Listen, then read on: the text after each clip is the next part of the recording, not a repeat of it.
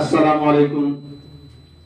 জনাব দেশবাসী ও প্রবাসী ইসলাম দরদি ভাইরা, আপনারা নিশ্চয়ই অবগত আছেন আসাম স্টেটের করিমগঞ্জ জেলার ঐতিহ্যবাহী জাতীয় পুরাউরিয়া আলিয়া হাফিজিয়া মাদ্রাসা দীর্ঘ ৬৮ বছর থেকে পদার্পণ করে আসছে।